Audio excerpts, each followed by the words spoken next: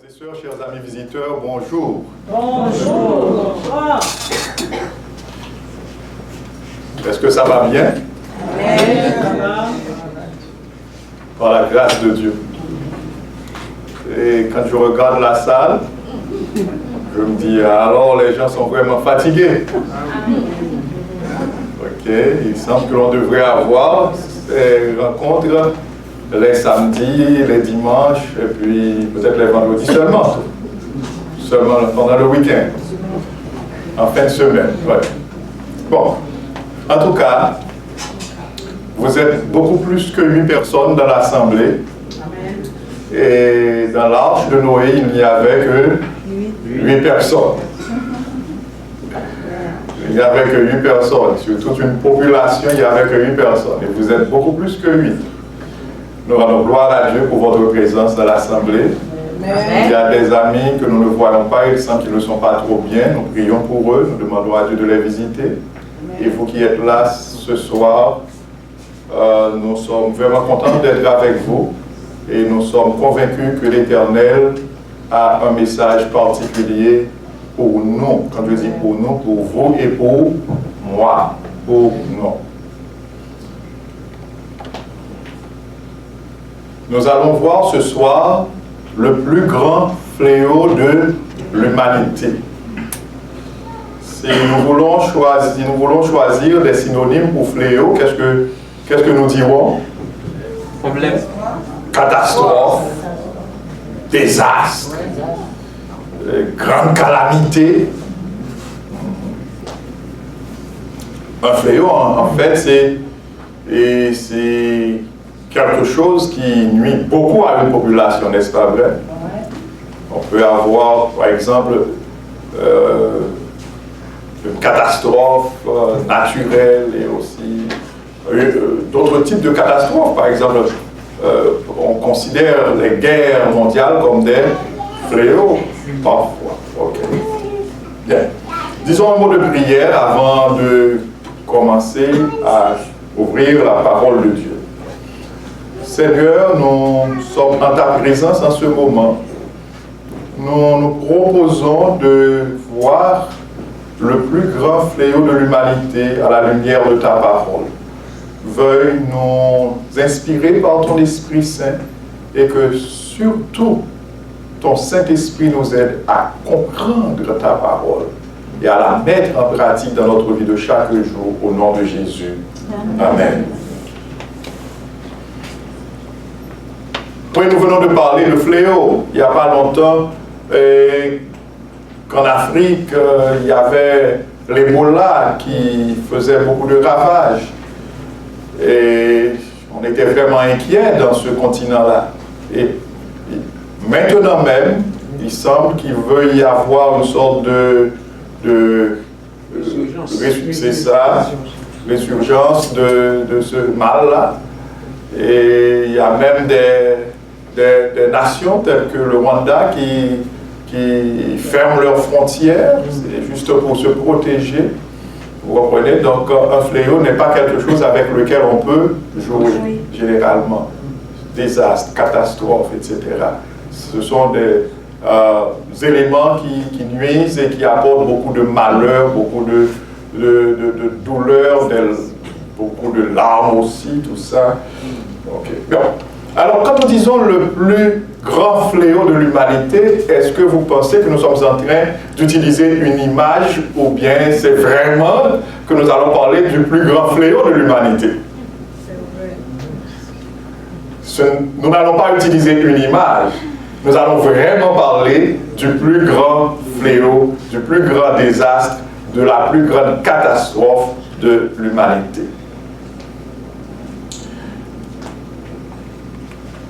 Ernest William Chambers, sénateur afro-américain, a intenté un procès contre le Dieu créateur. Vous savez pourquoi? Selon Chambers, c'est Dieu qui est responsable de toutes les catastrophes qui frappent le monde. Et il veut entrer en procès avec le Dieu créateur. Remarquez bien, ce n'est pas un écervelé, ce n'est pas un patient d'un centre psychiatrique. Nous parlons d'un sénateur américain encore. Ok. Bien. Qu'est-ce qui manque ici à Chambers? Quel est son problème? Le problème de Chambers, c'est la pièce qui lui manque. Amen. Il lui manque la pièce. Il lui manque la pièce. Vous vous rappelez? Oui. Ouais. Pour vous qui étiez là 2 jours avant, 3 jours, il manque à Chambers la pièce. Et quelle est cette pièce? Le grand conflit. Le grand conflit cosmique.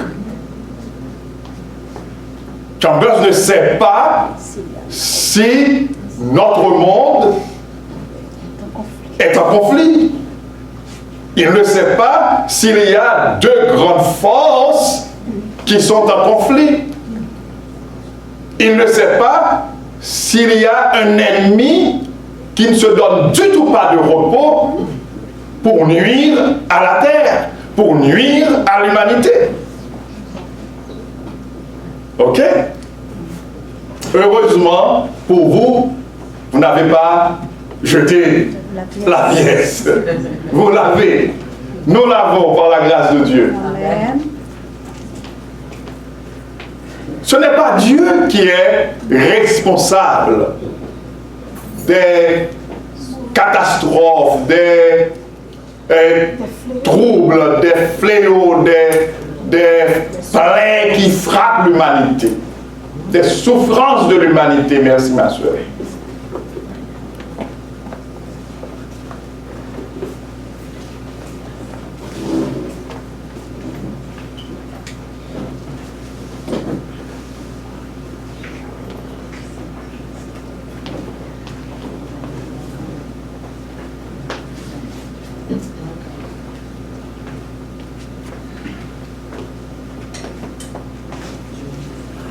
Nous sommes très heureux d'accueillir 2 ou 3 nouveaux visiteurs.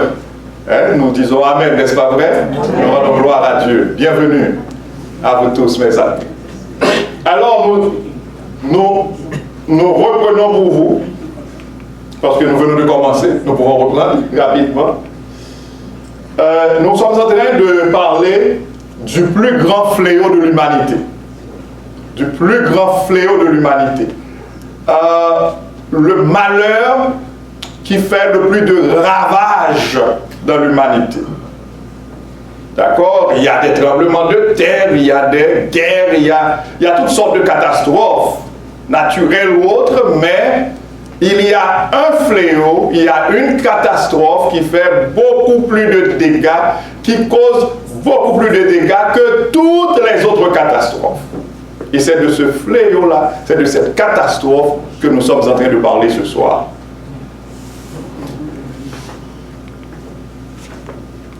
Nous venons de parler de ce fameux sénateur américain, Chambers, qui, selon sa compréhension, c'est Dieu qui est l'auteur de tous les malheurs, de tous les maux, de toutes les catastrophes qui frappent l'humanité. Et il a même essayé d'intenter un procès contre Dieu. Sans doute, plus d'un d'entre vous se dit, mais ça, c'est un fou. Mais non, il est convaincu que c'est Dieu qui est responsable des souffrances de l'humanité. Alors, nous avons vu il n'y a pas longtemps de cela qu'il y a un élément très important qui est indispensable pour la compréhension des problèmes de l'humanité en général. C'est le grand conflit cosmique. Quand nous parlons de grand conflit cosmique, nous voyons ce conflit-là, cette guerre qui a commencé dans le ciel entre Michael, ses anges, et Satan, le dragon, et ses anges. Et on se rappelle, le dragon et ses anges ne furent pas trouvés les plus forts, eh bien, ils ont été précipités. Ok? Ils ont été précipités. Et à leur précipitation, le ciel s'est écrié « Malheur à la terre et à la mer, car le diable est descendu vers vous, animé d'une grande colère, sachant qu'il a peu de temps. » Ce qui veut dire, il est venu sur la terre pas pour plaisanter avec les hommes, mais pour nuire aux hommes, pour détruire les hommes, pour détruire l'humanité par la séduction. Par la séduction. Donc c'est lui le véritable auteur de tous les maux du monde. Comme nous l'avons lu dans Apocalypse 12, verset 12, malheur à la terre et à la mer, car le diable est descendu vers vous, animé d'une grande colère. Nous venons de le réciter. Alors, quelle est la principale arme utilisée par Satan? Quel est son principal outil? C'est vrai, il utilise la stratégie de la séduction, mais il y a un outil qu'il utilise. Et c'est cet outil, c'est lui qui est l'auteur de cet outil. C'est lui qui a fabriqué cet instrument. C'est lui qui a fabriqué cette arme. Il en est l'auteur. Vous voyez? Et c'est cette arme qu'il utilise pour détruire l'humanité. Le péché. Le péché. Le péché. Qu'est-ce que le péché? Dans 1 Jean 3, verset 4, je vous invite à ouvrir votre Bible avec moi. Dans 1 Jean 3, verset 4, je vous invite à ouvrir votre Bible avec moi. Dans 1 Jean 3, verset 4, nous lisons: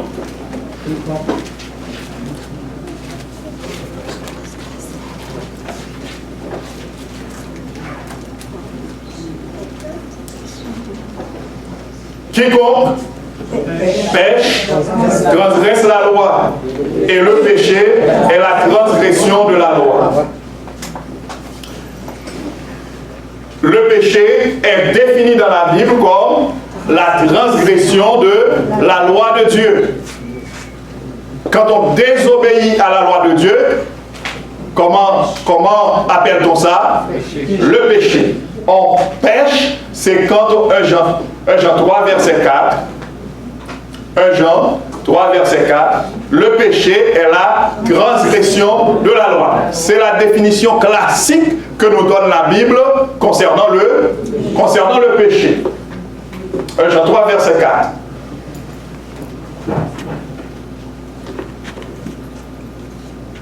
Nous allons voir les conséquences du péché.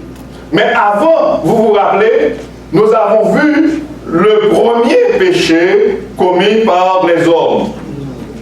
Dans Genèse chapitre 3, Genèse chapitre 3, nous allons au premier livre de la Bible.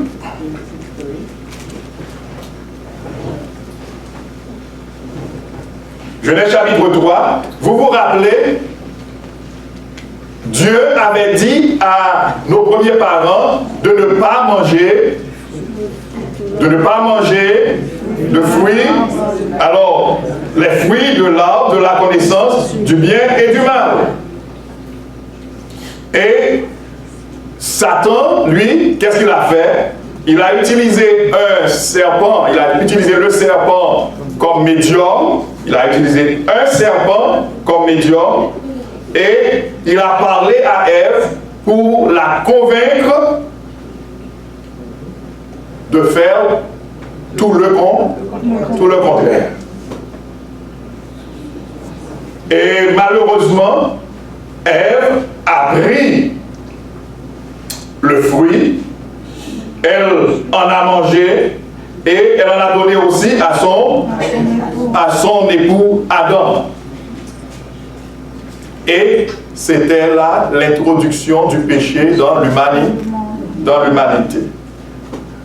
L'homme a désobéi au commandement de Dieu. L'homme a désobéi au commandement de Dieu. Remarquez bien, Dieu a dit de ne pas manger, de ne pas toucher. Et eux, qu'est-ce qu'ils ont fait? Ils ont mangé. Ils ont touché et ils ont mangé. Ils ont désobéi à l'ordre de l'Éternel. En le faisant, ils ont transgressé plusieurs commandements à la fois. Elle va convoiter. Il y a ce commandement qui dit que tu ne convoiteras point. C'est le 10e commandement. Ève s'est exposée. Elle a exposé la vie de son mari parce que l'Éternel a dit le jour où tu en mangeras, tu mourras. L'Éternel leur a dit le jour où vous en mangerez, vous mourrez. Ça, c'est le 6e commandement qui dit tu ne tueras point. Tu n'as pas le droit de tuer ni l'autre, ni toi-même.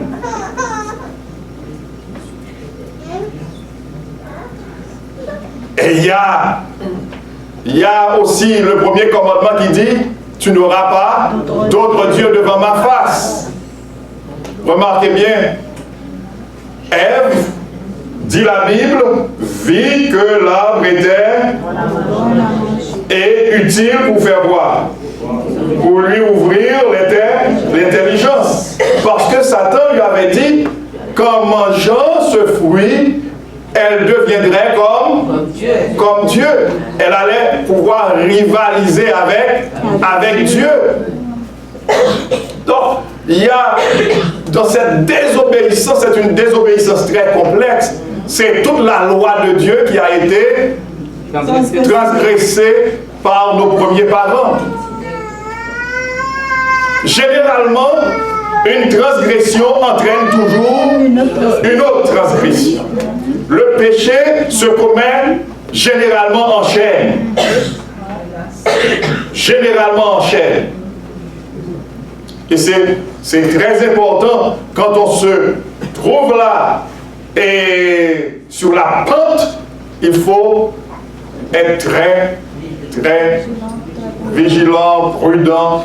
Il faut surtout appeler au secours à l'Éternel. Alors, quelles sont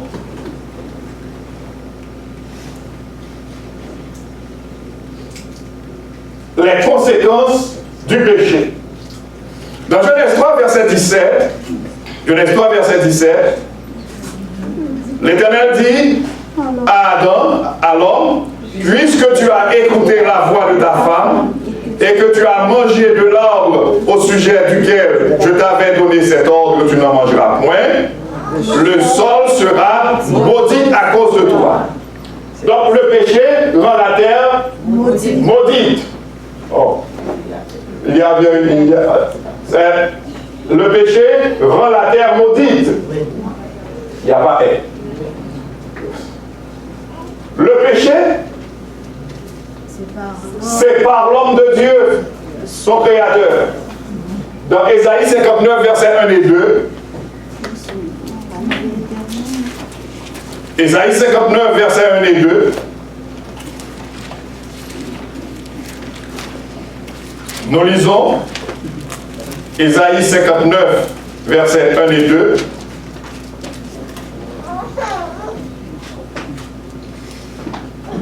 Ésaïe 59, versets 1 et 2. Non, la main de l'Éternel n'est pas trop courte pour sauver, ni son oreille trop dure pour entendre. Mais ce sont vos crimes qui mènent une séparation entre vous et votre Dieu. Ce sont vos péchés qui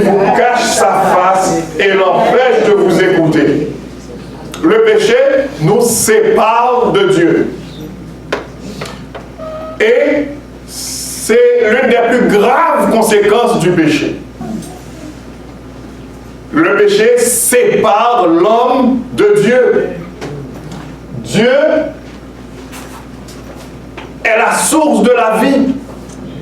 Dieu est la source de la vie. Dieu est la vie. Donc quand on est déconnecté de la source de la vie, qu'est-ce qui arrive? La mort, on meurt. On meurt. Il y a un auteur qui fait une observation que j'apprécie très bien, très fort. Il dit, pour créer les arbres, Dieu a parlé à la terre. Pour créer le poisson, Dieu a parlé à l'eau. Pour créer l'homme, il a parlé à lui-même. Qu'est-ce qu'il veut dire? Pour créer les arbres, Dieu a parlé à la terre. Et pour qu'un arbre puisse rester en vie, il doit rester en terre, dans le sol. Ses racines doivent être plongées dans le sol, parce que Dieu lui a donné le sol comme son environnement naturel, son environnement vital. Donc dès qu'on arrache l'arbre du sol, l'arbre, c'est ça, est exposé à la mort. Le poisson, pour le créer, Dieu a parlé à l'eau. Vous vous rappelez au 5e jour, Genèse 1er. Et quand on sort le poisson de l'eau, qu'est-ce qui arrive? Il meurt. Il meurt. Parce qu'il ne peut pas vivre en dehors de l'eau. Parce que Dieu lui a donné l'eau comme son environnement vital. C'est dans l'eau qu'il doit vivre. Parce que Dieu a parlé à l'eau. Dieu a commandé à l'eau de produire des poissons. Et quand Dieu devait créer l'homme, qu'est-ce qu'il a fait? Il a parlé à qui ou à quoi? À lui-même. À lui-même. Qu'est-ce qu'il a dit? Dans Genèse 1er verset 26, faisons l'homme à notre image et à notre ressemblance. Qu'est-ce que cela veut dire? J'aime bien cette réflexion. Nous sommes totalement dépendants de Dieu, de même que le poisson est totalement dépendant de l'eau. S'il sort de l'eau, il va périr. De la même façon aussi, si l'homme sort de la présence de Dieu, si l'homme sort si l'homme élimine sa connexion de l'Éternel, c'est la mort spirituelle. Même quand on est debout physiquement, mais on peut être rien que cadavre spirituel. Vous vous rappelez, Jésus a dit, laissez les morts ensevelir leurs morts. Laissez les morts ici, ce sont les morts spirituelles. Ensevelir leurs morts, c'était le cadavre là qu'il devait aller inhumer. Donc, il n'y a pas de vie pour l'homme en dehors de Dieu, en dehors du Dieu créateur. Et c'est exactement ce que Satan sait très bien. Et qu'est-ce qu'il cherche à faire? Il cherche à rompre cette connexion, cette relation entre l'homme et Dieu. Il cherche à couper cette connexion entre l'homme et Dieu. Et avec quel outil? Le péché. Avec le péché. Parce que le péché est le seul instrument capable de séparer l'homme de Dieu, l'homme du Dieu créateur. Oh, je me rappelle l'histoire de Balaam dans la Bible. Balak avait peur du peuple d'Israël et il avait fait chercher Balaam pour maudire le peuple. Et Balaam est arrivé À chaque fois qu'il devait maudire le peuple, il ne faisait que bénir. Pourquoi? Quand nous lisons le texte biblique, Balaam a déclaré: Dieu ne trouve aucun mal, aucun péché chez le peuple. Et vous savez la stratégie? Vous savez la stratégie? Vous rappelez la stratégie qu'a conseillé Balaam à Balak? Oui. Vous vous rappelez bien la stratégie? Balaam, prophète cupide, qu'est-ce qu'il a fait? Il a conseillé à Balak de tendre un piège au peuple, d'entraîner le peuple dans la débauche, dans le péché. Et une fois que le peuple a été entraîné dans le péché, eh bien, la colère de Dieu s'est enflammée contre le peuple. Le péché est le seul élément capable de séparer l'homme de Dieu. Le péché, bien-aimé, est le seul élément capable de nous séparer du Dieu créateur. Et s'il y a quelque chose dont nous devrions avoir peur, s'il y a quelque chose dont nous devons avoir peur, c'est le péché. Parce que le péché peut nous séparer du Dieu créateur. Le péché peut nous déconnecter d'avec la source de la vie, de la vraie vie. Alors, comme nous l'avons dit, Dieu est la source de la vie. Toute déconnexion de l'homme d'avec Dieu conduit à la mort éternelle. Je vous invite à lire avec moi Romains 6, verset 23 et Éphésiens 2, verset 1 à 4. Romains 6, verset 23, c'est un texte que vous connaissez très bien.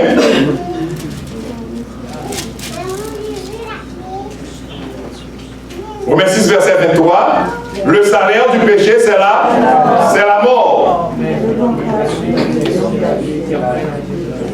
La première partie nous dit clairement que le salaire du péché, c'est la mort. Éphésiens chapitre 2, Éphésiens chapitre 2, verset 1 à 4. Éphésiens, 1 Corinthiens, 2 Corinthiens, Galates, Éphésiens, Actes, Romains, 1 Corinthiens, 2 Corinthiens, Galates, Éphésiens, Éphésiens 2.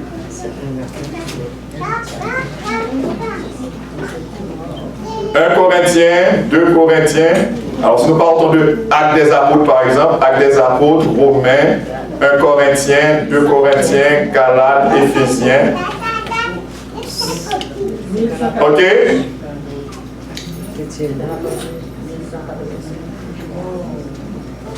Tout dépend de la version que l'on a. 2 versets 1 à 4, qu'est-ce que nous dit? Qu'est-ce que nous lisons? Vous étiez morts par vos offenses et par vos péchés, dans lesquels vous marchiez autrefois, selon le train de ce monde, selon le prince de la puissance de l'air, de l'esprit qui agit maintenant dans les fils de la rébellion. Nous tous aussi, nous étions de leur monde, et nous vivions autrefois selon les convoitises de notre chair, accomplissant les volontés de la chair et de nos pensées. Et nous étions par nature des enfants de colère comme les autres. Mais Dieu, ok?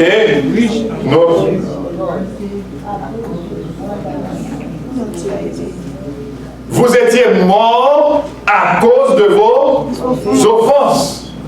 Ici, cette mort dont parle l'apôtre Paul, ce n'est pas la mort, le sommeil de la mort, mais c'est la mort spirituelle.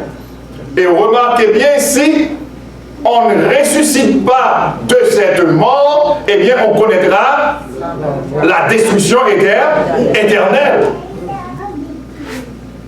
Nous verrons dans les jours à venir le remède de l'Éternel, l'antidote de l'Éternel contre le péché. Nous allons voir ça. Mais ce qui est important ce soir, pour nous, c'est de nous rappeler que le péché est quelque chose de terrible, d'horrible.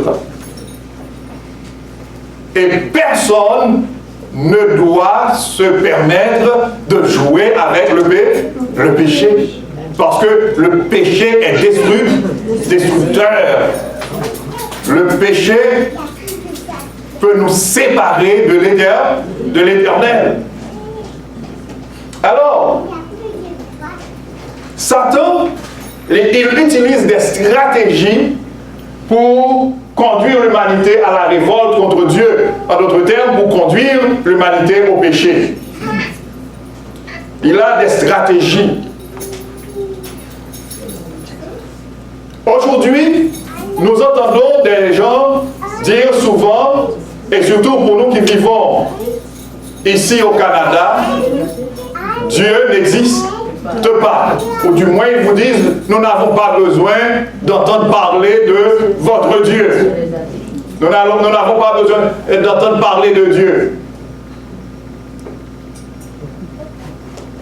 Une dame m'a dit un jour, non. Alors j'essayais de lui parler de Dieu. Elle m'a dit, non, je peux vivre sans lui. Je peux vivre sans lui.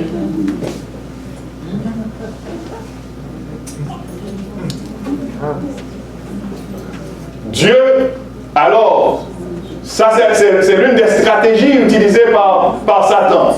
Il porte les gens à comprendre que Dieu n'existe pas.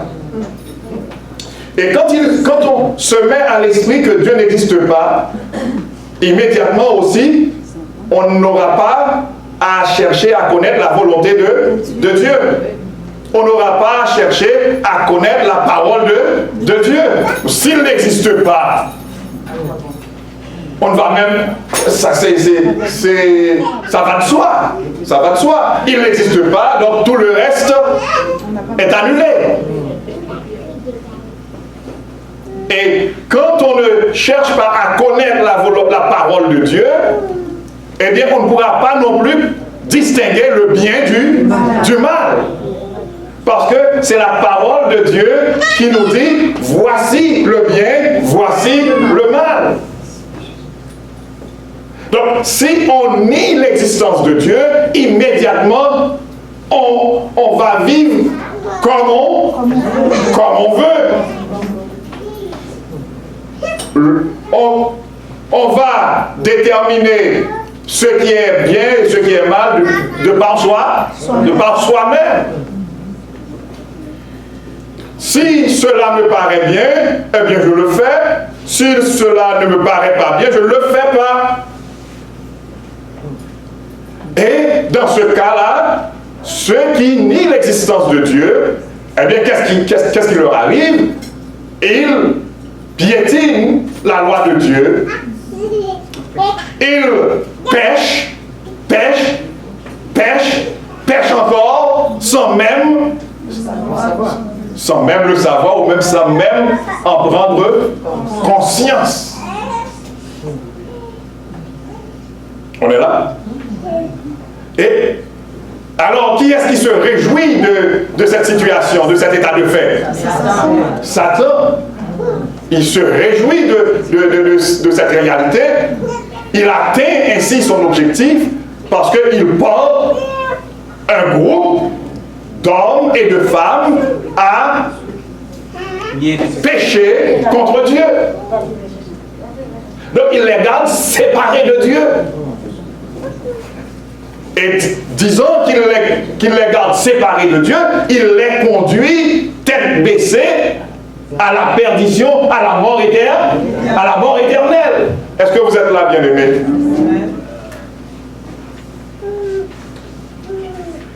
Donc, ces gens-là, ce sont des gens de qui nous devons avoir pitié. Parce qu'ils comme a dit Dieu à Jonas, ils ne peuvent distinguer leur gauche de leur droite. Ils ne savent pas s'ils sont victimes d'un complot de l'adversaire, de Satan.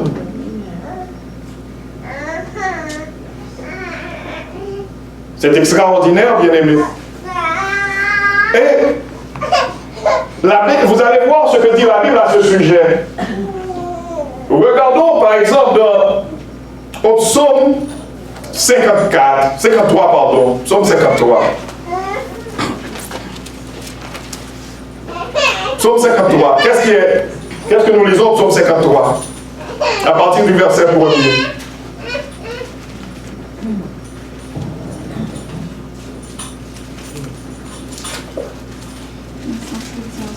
Psaume 53, à partir du verset 1er. L'insensé dit en son cœur, il n'y a point de Dieu. Arrêtons-nous. L'insensé dit en son cœur, il n'y a point de Dieu. La Bible, la parole de Dieu, qui est la vérité absolue, déclare que quand on ose nier l'existence de Dieu, on est privé de bon sens. C'est vraiment insensé de dire qu'il y a moins de Dieu. Et quel résultat? Qu'est-ce qu'on a comme résultat? Quand on dit qu'il n'y a point de Dieu, quand on nie l'existence de Dieu, qu'est-ce qu'il y a comme résultat? C'est la corruption, c'est l'iniquité, c'est l'abomination, c'est l'injustice, c'est la perversion. Lisons les versets, bien-aimés. L'insensé dit en son cœur, il y a moins de Dieu. Comme résultat, ils se sont corrompus, ils ont commis des iniquités abominables. Il n'en est aucun qui fasse le bien. Dieu, du haut des cieux, regarde les fils de l'homme pour voir s'il y a quelqu'un qui soit intelligent, qui cherche Dieu. Tous sont égarés, tous sont pervertis. Il n'en est aucun qui fasse le bien. Pas même seul. Pourquoi? Parce qu'il nie l'existence de Dieu. Quand on nie l'existence de Dieu, on ne peut pas distinguer le bien du mal. Parce que où est-ce que l'on trouve le bien qui est la volonté de Dieu? Dans la parole de Dieu. C'est la parole de Dieu, la Bible, qui nous dit, voici ce qui est bien, voici ce qui est mal. Le bien, c'est la volonté de Dieu. Tout ce que Dieu veut que nous pratiquions, c'est le bien. Tout ce que Dieu nous interdit, c'est le mal. Est-ce que nous sommes clairs? Voilà pourquoi ceux qui nient l'existence de Dieu ne peuvent que se jeter là dans toutes ces abominations. Hélas. Et ce qui est terrible, ils ne le comprennent même pas. Ils ne le savent même pas. Oui. Mais là, il ne faut pas les condamner. Au contraire, comme je viens de le dire, il faut avoir pitié d'eux, il faut aller leur dire, voilà dans quelle situation vous vous trouvez. Je sais que ce n'est pas facile, mais si nous suivons la méthode du Christ, nous y arriverons. Nous y arriverons. Nous y arriverons. Alors, la deuxième stratégie que nous voulons voir ce soir, la deuxième stratégie de l'ennemi, c'est, il dit que tous les dieux sont égaux. Voilà. Aujourd'hui, quand vous parlez aux gens du Dieu de la Bible, ils vous disent non, bon, ça c'est quelque chose de culturel. Vous êtes chrétien, vous avez été élevé dans une famille chrétienne, dans un pays chrétien, eh bien, vous avez votre Bible, gardez votre Bible pour vous, gardez votre Dieu pour vous. Il y a d'autres peuples qui ont d'autres choses, mais ils ne savent pas que là encore, c'est un autre complot de l'adversaire. Quand nous lisons la parole de Dieu, quand nous lisons Genèse, au commencement, il y avait une seule religion. L'humanité adorait le vrai Dieu, le Dieu créateur. Adam et Ève adoraient le Dieu créateur. Adam et Ève n'avaient pas 2, 3, 4, 5. Non. Mais vous allez voir, quand le péché va entrer dans le monde, Caïn va être chassé de la face de l'Éternel. Et vous allez lire la postérité de Caïn, comment ça s'est passé chez Caïn et sa postérité. Il va y avoir cette rupture d'adoration du vrai Dieu jusqu'à la naissance de Seth. Vous vous rappelez? Genèse 5. Et même alors, les enfants de Seth vont se joindre malheureusement aux enfants de Caïn. La postérité de Seth va s'unir à la postérité de Caïn. Il va y avoir partage dans tous les sens. Partage dans tous les sens. Et les enfants de Seth qui adoraient le vrai Dieu vont aussi sombrer dans l'idolâtrie, dans la méchanceté, dans l'injustice. Ils vont connaître plusieurs dieux, ils vont exactement dire ce que l'on dit aujourd'hui, tous les dieux sont égaux. Et cela a conduit à quoi? Cela a conduit au déluge. C'était la première destruction. Là encore, ceux qui disent que tous les dieux sont égaux, alors ce qu'il nous faut maintenant, c'est une religion universelle. Ils ne comprennent pas ce qu'ils disent. Ils ne comprennent pas ce qu'ils disent. Sans doute, vous avez l'habitude d'entendre ces discours à l'université, à l'école, au bureau, un peu partout, à la télé. Ils vous disent que ce qu'il nous faut maintenant, c'est une religion universelle. Prendre un peu du confucianisme, un peu du bouddhisme, un peu du christianisme, un peu de l'islam, un peu, et puis faire un bouillon, un melting pot, un pot pourri, alors une religion universelle où tout le monde se trouve bien. Là encore, c'est un complot de Satan. Parce que qu'est-ce qu'il y a?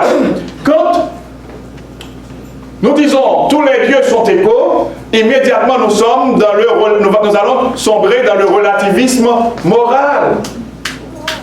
Ce qui est bien pour ce groupe peut ne pas l'être pour tel autre groupe. Et alors, tout ce qu'il nous faut, c'est d'être tolérant. D'être tolérant, le fameux mot. Accepter que ce soit bien pour l'autre et que ce soit mal pour toi, bon, c'est correct. Et alors, qu'est-ce qui se passe? La volonté de Dieu est piétinée. L'homme, ici, patauge dans le péché sans même s'en rendre compte. Et ça fait l'affaire de qui? De Satan. Ça fait l'affaire de Satan. C'est l'objectif de Satan qui est atteint. Parce que son objectif, c'est de séparer l'homme de Dieu, mettre l'homme en révolte, porter l'homme à se révolter contre Dieu, porter l'homme à pécher contre Dieu, pour que l'homme soit séparé de Dieu et que l'homme connaisse la mort éternelle. Parce que lui, comme nous l'avons lu dans Apocalypse 14, verset 12, malheur à la terre et à la mer, car le diable est descendu vers vous, animé d'une grande colère, sachant qu'il a peu de temps. En d'autres termes, sachant que ses jours sont comptés. Il sait que ses jours sont comptés. Il sait que sa destruction est proche. Et alors, qu'est-ce qu'il cherche à faire? Il cherche à entraîner l'humanité entière à la destruction. Heureusement, l'Éternel a conçu un plan spécial. Amen. Et ce plan spécial, nous allons commencer à le voir demain soir. Mais bien aimé, le péché n'est pas un jouet. Le péché n'est pas une plaisanterie. Nous ne pouvons pas nous amuser à jouer avec le péché comme une fille joue avec sa poupée. Le péché est notre ennemi terrible, c'est notre plus grand ennemi. Le péché est vraiment le plus grand fléau de l'humanité. Toutes les souffrances que connaît l'humanité, tous les désastres que connaît l'humanité viennent à partir du péché. Du péché. Alors, une autre stratégie. L'homme est son propre Dieu. C'est ce que prône, par exemple, le Nouvel Âge. Les adeptes du Nouvel Âge disent que le Dieu est en nous. Le Dieu est en nous et nous pouvons, par des exercices tels que la méditation transcendantale, le yoga, etc., nous pouvons fortifier ce Dieu en nous. Et quand nous mourons, eh bien, nous passons d'une étape à une autre par la réincarnation. Et puis, nous allons connaître, nous passons d'étape à étape supérieure jusqu'à ce que nous puissions même devenir des Christ. Pur mensonge du diable. Pur mensonge du diable. Pur complot de l'adversaire contre l'humanité. Parce qu'en réalité, l'homme n'est que poussière. Il n'est qu'une créature. Nous ne sommes que des créatures. L'Éternel est le Créateur. Et nous avons vu que l'Éternel a mis son sceau sur la main de tous les hommes. Job 37, verset 7.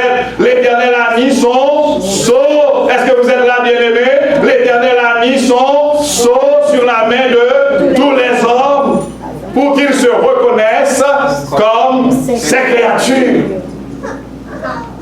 L'homme n'est qu'une créature. L'homme n'est pas Dieu. L'homme ne le sera jamais. L'homme ne sera jamais Dieu. Nous ne sommes pas Dieu. Nous ne le serons jamais. Nous ne sommes que des créatures. Et la force dont nous avons besoin, la force spirituelle qu'il nous faut, la puissance spirituelle qu'il nous faut, ne vient pas de nous, mais vient de Dieu. Ne vient pas de l'intérieur, mais de l'extérieur. Bien aimé, parfois j'arrive même dans certaines assemblées chrétiennes et j'entends des gens dire nous allons faire le vide en nous. Non, non, non, non. Ce sont des formules que vous ne devez pas employer. Ce sont les adeptes du Nouvel Âge qui pratiquent la méditation transcendantale, qui font ces exercices. Ils cherchent à faire le vide en eux pour que le Dieu qui est en eux puisse s'épanouir. Et pourtant, sans s'en rendre compte, la nature a horreur du vide.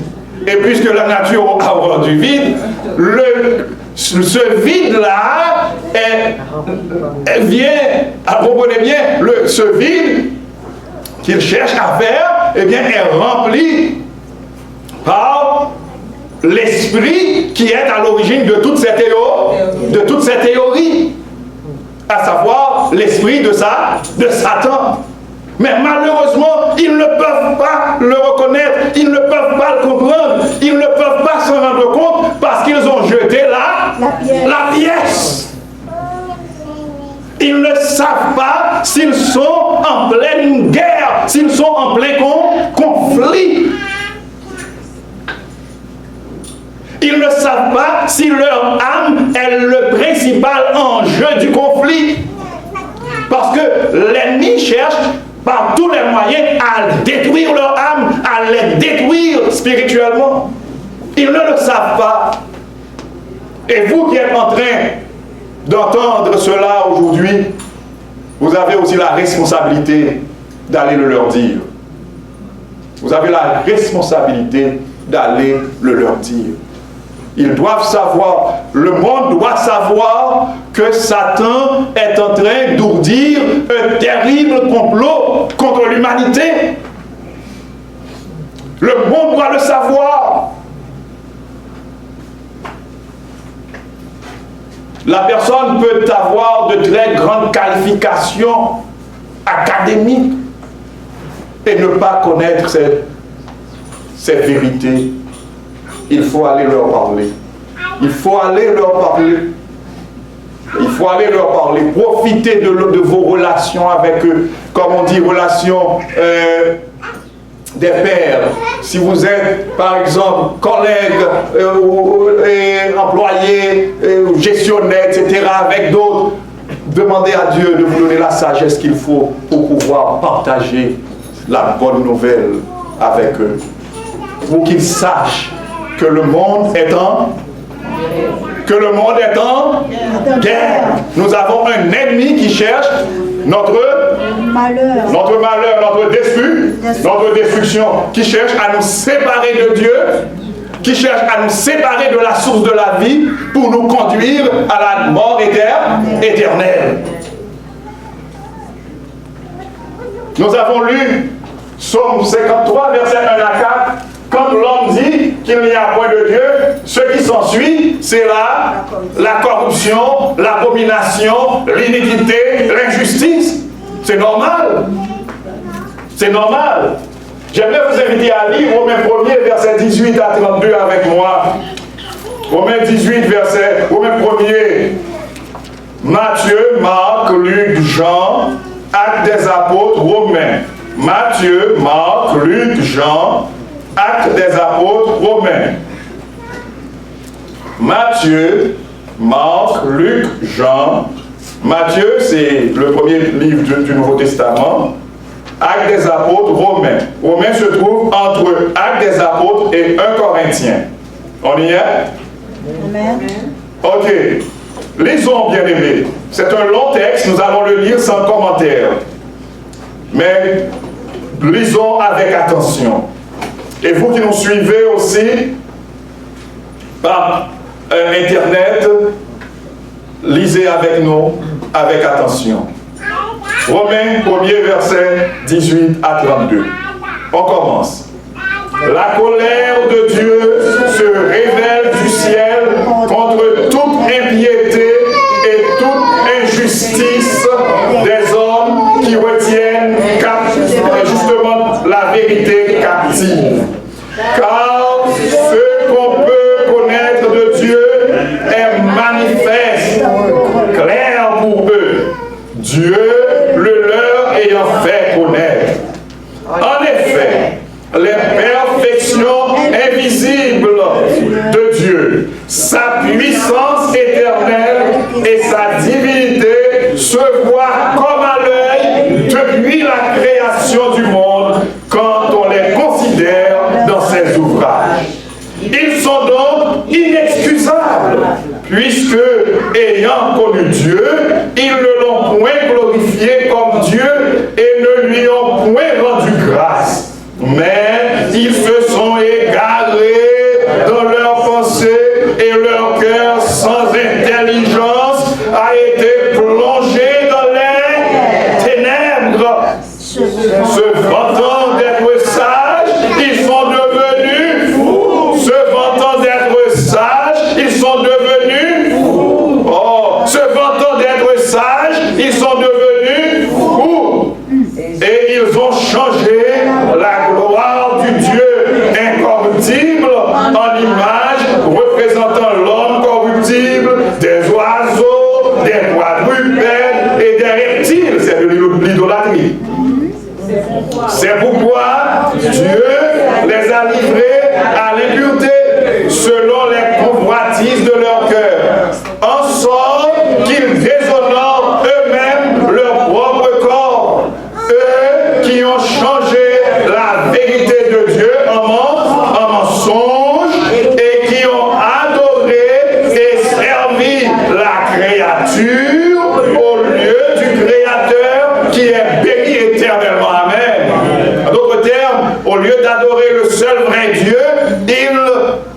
pratique l'idolâtrie.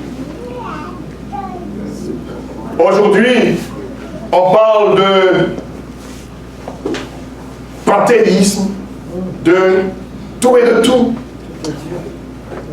Verset 26.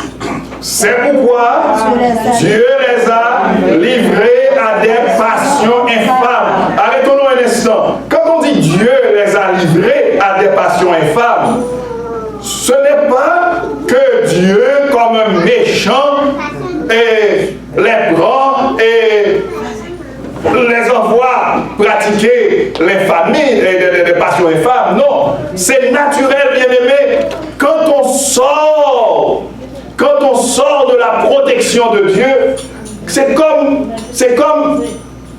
faites-vous une idée. S'il est en train de pleuvoir là, vous êtes sous un parapluie, qu'est-ce qui arrive? Vous êtes sous un grand parapluie, qu'est-ce qui va arriver? Vous êtes protégé. Et si vous sortez de dessus le parapluie, qu'est-ce qui va vous arriver? Vous allez être mouillé. Et même trempé. C'est clair? Tant que vous êtes sous le parapluie, vous êtes protégé. Mais dès que vous sortez de dessous le parapluie, eh bien, vous êtes exposé à la pluie, à l'orage. N'est-ce pas vrai? Donc c'est ce qui est dit ici. Il ne faut pas voir en Dieu un Dieu vengeur, non. C'est que les gens choisissent de sortir de dessous le parapluie, de dessous la protection de Dieu. C'est pourquoi Dieu les a livrés à des passions infâmes, car leurs femmes ont changé l'usage naturel en celui qui est contre nature. Et de même, les hommes, abandonnant l'usage naturel de la femme, se sont enflammés dans leurs désirs, les uns pour les autres, commettant homme avec homme des choses infâmes et recevant en eux-mêmes le salaire que méritait leur égarement. Comme ils ne se sont pas souciés de connaître Dieu, comme ils ne se sont pas souciés de connaître Dieu, Dieu les a livrés à leur sens réprouvé pour commettre des choses indignes, étant remplis de toute espèce d'injustice, de méchanceté, de cupidité, de malice, plein d'envie, de meurtre, de querelle, de ruse, de malignité, rapporteurs, médisants, impies, arrogants, hautains, fanfarons, ingénieux au mal, rebelles à leurs parents, dépourvus d'intelligence, de loyauté, d'affection naturelle, de miséricorde. Et bien qu'ils connaissent le jugement de Dieu, déclarant digne de mort ceux qui commettent de telles choses, non seulement ils les font, mais ils approuvent ceux qui les font. Maintenant, qu'est-ce qui arrive? Satan s'arrange pour nous familiariser avec le mal, pour nous porter à nous familiariser avec le péché, de telle sorte que le péché ne nous dérange plus. De telle sorte que le mal ne nous dérange plus. Le péché, le mal se fait sous nos yeux, et puis comme si de rien n'était. Nous ne sommes pas, ça ne nous dérange pas, ça ne nous renverse pas, parce que nous le voyons chaque jour.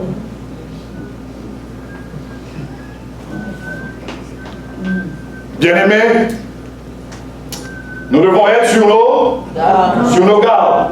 Une autre stratégie très subtile de Satan, c'est la dernière stratégie que nous allons voir ce soir. Une autre stratégie très subtile de Satan, c'est qu'il y en a qui, il dit à certains, Dieu n'existe pas. À d'autres, oh ben oui, tous les dieux, ou bien tu es ton propre Dieu.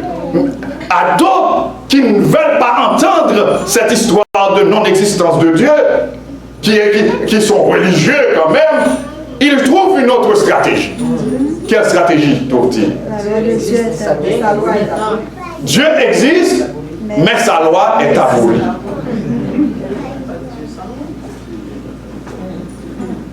Dès que la loi de Dieu est abolie, est-ce que je vais l'observer? Non.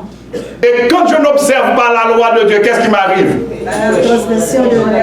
Je suis dans le péché parce que le péché est la transgression de la loi de Dieu. Alors son objectif est encore atteint. Parce que son objectif, c'est de porter l'humanité à pécher, à se révolter contre Dieu, à pécher. Parce que le péché est une révolte contre Dieu.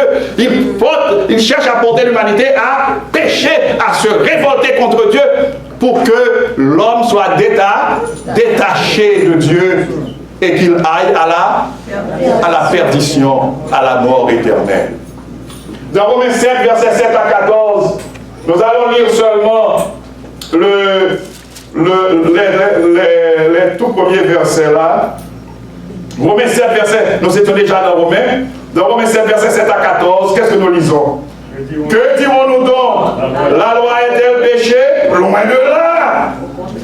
Mais je n'ai connu le péché que par la loi, car je n'aurais pas connu la convoitise si la loi lui dit tu ne convoiteras point. S'il n'y avait pas un commandement qui disait tu ne convoiteras point, moi je pourrais convoiter sans même savoir que je suis en train de pécher. Mais parce qu'il y a une loi, parce qu'il y a un commandement qui dit tu ne convoiteras point, quand je convoite, je sais que je suis en train de pécher. Vous comprenez ça? Donc, quand on dit que la loi de Dieu est abolie, on est dans quel plan? Dans le plan de quel personnage? On est dans le plan de Satan. On est en train de parler pour Satan. Pourquoi? Parce que en disant que la loi de Dieu est abolie, on entraîne les hommes à pécher, on entraîne les hommes à transgresser la loi de Dieu et entraîner d'autres hommes à, quand je dis hommes et femmes, entraîner des gens à transgresser la loi de Dieu, c'est les entraîner à pécher, les entraîner à se séparer de Dieu et les entraîner à la destruction éternelle. Là, on travaille pour le diable, on travaille pour Satan. Dans 2 Corinthiens chapitre 11, versets 13 à 15, l'apôtre Paul dit, ce sont là de faux apôtres. 2 Corinthiens 11, versets 13 à 15. 2 Corinthiens 11, versets 13 à 15. Ce sont là de 2 Corinthiens 11, versets 13 à 15. 2 Corinthiens 11, versets 13 à 15. Ce sont là, ces hommes-là sont de faux apôtres, des ouvriers trompeurs, déguisés en apôtres de Christ. Et cela n'est pas étonnant, puisque Satan lui-même se déguise en ange de lumière. Il n'est donc pas étrange que ces ministres aussi se déguisent en ministres de justice. Leur fin sera selon leurs œuvres. Bien-aimés, on peut avoir une Bible en main et être un faux apôtre.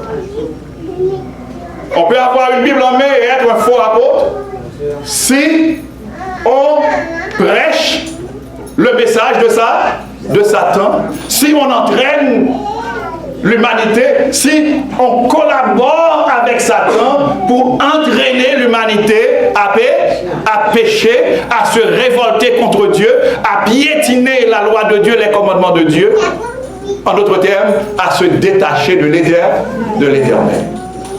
Bien-aimés frères et sœurs, toutes les stratégies de Satan conduisent au même résultat. Une vie de désobéissance, de révolte contre Dieu, de péché qui aboutit enfin à la mort éternelle. Ne l'oublions jamais, le péché est le plus grand fléau de l'humanité. Le péché est le plus grand fléau de l'humanité. Dieu a un plan pour contrer le péché. Un plan. Dieu a le projet de t'aider, de m'aider, d'aider l'humanité à être libéré. Dieu a le projet de nous libérer du châtiment du péché. Qu'est-ce que j'ai dit? Dieu a le projet de nous libérer du châtiment du péché. Il a le projet de nous libérer de la domination du péché. Et finalement, il a le projet de nous libérer de la présence du péché. Et nous disons Amen. En attendant que nous ayons le privilège de voir ce merveilleux projet de libération de l'Éternel en 3 étapes, ce que je vous conseille ce soir, ce que je me conseille ce soir, c'est de prendre chacun sa décision, de prendre ses distances par rapport au péché. C'est de demander à Dieu de nous aider à détester le péché. À détester le péché, à fuir le péché, à aimer la parole de Dieu, la volonté de Dieu, la loi de Dieu, la loi d'amour de Dieu, et à pratiquer la parole de Dieu. Amen. Nous allons prier en ce sens. Je vous invite à vous agenouiller avec moi. Vous tous qui voulez demander à Dieu de vous aider à détester le péché. Si hier nous savions jouer avec le péché, à partir de ce soir, Dieu nous invite à ne plus jouer avec le péché. Le péché est notre principal ennemi. Le péché est un fléau, le plus grand fléau de l'humanité.